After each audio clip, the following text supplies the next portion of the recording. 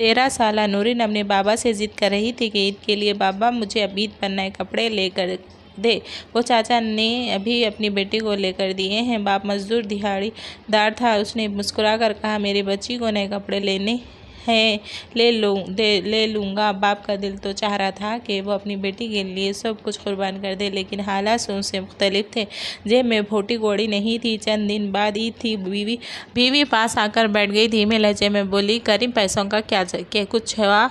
आप नहीं करीम परेशानी में बोला, अल्लाह की बंदी क्यों लगता है ये ईद भी गम के साए में गुजर जाएगी। काम मिल नहीं रहा। जहाँ चंद दिन काम किया था वो लोग भी पैसे देने का नाम नहीं ले रहे हैं। दोनों परेशान बैठे थे। सुबह करीम का काम पर जाने लगा। बेटी पास आई, बाबा मेरे कपड़े, मेरी चूड़ियाँ, मेरे लिए हेयर क्लचर लेकर आना ज़रूर। करीम मुस्कुराया, अच्छा मेरी बच्ची लेकर आऊँगा। बेटी मुस्कुराकर कहने लगी, बाबा याद से लेकर आना, भूल ना जाना। मेरे लिए मेहंदी भी लाना। मैंने आज सोना नहीं है। आप मेहंदी लेकर आएंगे तो मैं साथ वाली बाजी से लगवा कर रहूँगी।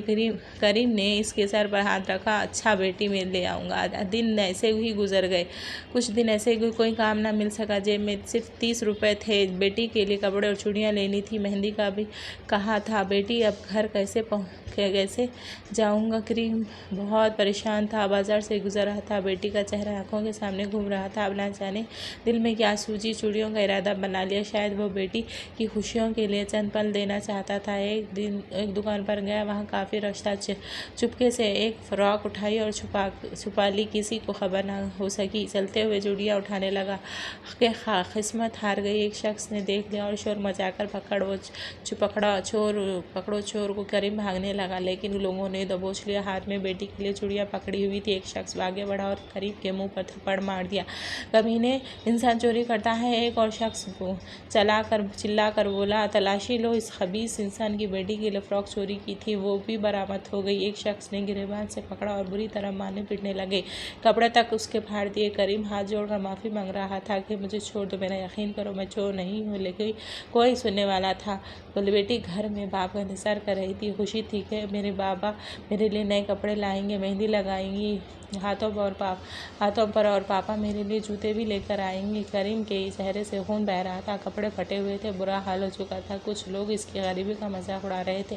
मोबाइल पर वीडियो बना रहे थे। एक लड़का वीडियो बनाते हुए बोला, नाज़रीन, ये हमने आज एक चोर पकड़ा है। सुना है ये पहले भी बहुत सी चोरियां कर चुका है। उसे अब पुलिस के हवाले किया जाएगा। करीम रोते हुए बोला, मेरी फरियाद सुन लो, मैं चोर नहीं हूँ, मैं हालात के सामने हार गया हूँ। एक शख्स आगे आया और उसने करीम को गिरेबान से पकड़ा और गाली दी, हया इंसान शर्म नहीं है, बेहया इंसान शर्म नहीं है, तुझे चोरी करते हुए अल्लाह का डर नहीं लगता तुझे? करीम ने नज़र झुका ली। वो लोगों को देखता रहा कि मेरी फरियाद सुनने वाला कोई भी नहीं है। सब ने मुझे कितना जलील कर दिया। इतने में मेरा गुजर वहाँ से हुआ। मैंने देखा एक शख्स ज़मीन पर बैठा था। चेहरे से खून बह रहा था। कपड़े फटे हुए थे और वो मुंह टांगों में लिए और रो रहा था। मैंने गाड़ी रोकी। लोगों से पूछा गया क्या हुआ। लोगों ने बताया, सर जी चोर पकड़ा है, चोरी करके भाग रहा था। मैंने इसके चेहरे की तरफ देखा। वो चोर नहीं लग रहा था, बल्कि हालत का सताया हुआ था। एक बेबस इंसान लग रहा था। मैं इसके करीब गया, लोगों को अपने बारे में बताया कि मैं हारिस हूँ, क्या हुआ है। एक शख्स बोला, हारिस साहब, ये चोर चोरी करके भाग रहा था। मैंने पूछा क्या चोरी की है, तो एक दुकानदार बोला कि उसने एक फ़्रॉक और चूड़ियाँ चोरी की है। मैंने दुकानदार की तरफ देखा। लोग उसे हाजी साहब कह रहे थे। मैंने कहा, हाजी साहब, आप बुज़ुर्ग इंसान हैं, क्या आप नहीं जानते कि आप आपने जानने की कोशिश की कि आखिर ये शख्स छोटी बच्ची की फ़्रॉक और चूड़ियाँ चुराने की क्यों कोशिश कर रहा था? हाजी साहब बोले, जानना क्या है, ये चोर है साहब जी, इसे पुलिस के हवाले करना है। मैंने पूछा, आपका कोई नुकसान हुआ है तो उससे? तो हाजी साहब बोले, हाँ जी, जब मैं भागने लगा तो हमने उसे पकड़ा, इसमें चूड़ियाँ टूट गई और खींचातानी में फ़्रॉक भी फट गई। मैंने पूछा, वो कितने मालियत के थे? हाजी साहब बोले, पूरे 10,000 के। मैंने जेब से 10,000 निकाले और कहा कि ये ले, आप अपनी चूड़ियों और फ्रॉक के पैसे इसे जाने दे। लोग मानने को तैयार नहीं थे, लेकिन जब मैंने बताया कि मैं गवर्नमेंट ऑफिसर हूँ तो वो रुक गए। करीम मेरी तरफ देख रहा था। उसकी आंखों में आंसू थे। मैंने उसका हाथ पकड़ा और उसे अपनी गाड़ी में बिठाया। बिठा लिया, प्यार से पूछा, क्यों चोरी कर रहे थे? आहिस्ता से बोला, साहब जी मैं चोर नहीं हूँ, मैं बहुत गरीब हूँ। आजकल महंगाई का दौर है, काम मिलना मुश्किल है। जिन लोगों के पास काम का क्या था वो भी पैसे नहीं दे रहे हैं। मेरे पास सिर्फ 30 रुपये थे। मेरी एक 13 साल की बेटी है, वो ज़िद कर रही थी पापा मेहंदी चूड़ियाँ कपड़े लेकर दो। वो बहुत खुश होती थी। मैं वादा करके आया था के लेकर आऊँगा। जब कहीं से पैसे ना मिले तो मैं खाली हाथ जाने की हिम्मत ना हुई। बस बेटी की मोहब्बत में सब करना पड़ा। साहब जी मैं चोर नहीं हूँ। मैंने उसे हौसला दिया और कहा, मजबूरी में इंसान सब कुछ भूल जाता है, लेकिन चोरी करना गलत है, आइंदा ऐसा ना करना। फिर मैंने उसे एक दुकान पर ले गया, उसकी बेटी उसकी बीवी के लिए और उसके लिए नए कपड़े ख़रीदे, उसकी बेटी के लिए चूड़ियाँ मेहंदी भी ली। वो बहुत खुश था, गाड़ी में बैठा रो रहा था और मुझे दुआएं भी दे रहा था। मैंने कुछ पैसे उसकी जेब में डाल दिए और वो लेने से हिचकिचा रहा था। कहने लगा, साहब जी मेरे लिए इतना काफ़ी है कि आपने मेरी बीवी और बेटी के लिए सब लेकर दिया। मैंने मुस्कुरा कर कहा, रख लो, ये तुम्हारे काम आएंगे।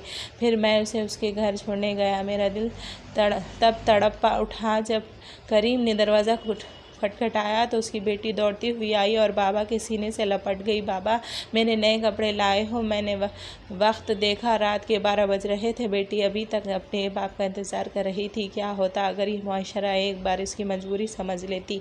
वो हाजी साहब जो चेहरे पर दाढ़ी सजाए बैठे थे, एक बार पूछ लेते कि भाई तू चोरी क्यों कर रहे हो। मानने वाला गैरतमंद लोग अगर पूछ लेते वो और किसी लाचार गरीब का सहारा बन जाते, चाहे एक एक रुपया ही क्यों ना देते, किसी गरीब की बेटी और अपनी बेटी समझ लेते और उसकी इज्जत को ना उछालते। सोचो अगर मैं ना आता तो ये लोग उसे पुलिस के हवाले कर देते और बेटी की ईद के दिन भी इंतज़ार करती रहती कि मेरे बाबा मेरे लिए नए कपड़े लेने गए हैं। खुदारा अपने इर्द गिर्द ऐसे हकदार पुख्ता लोगों को तलाश करे जिनके घरों में ईद की खुशियाँ आपकी छोटी सी नेकी से आ सकती है। किसी गरीब को चुपके से मदद दे दे ताकि वो अपनी बेटी के लिए खुशियाँ खरीद सके, ना कि वो कोई और मजबूरन इंसान गलत रास्ता इख्तियार करे और फिर हम इसी इज़्ज़त को उसकी इज़्ज़त छालते रहे।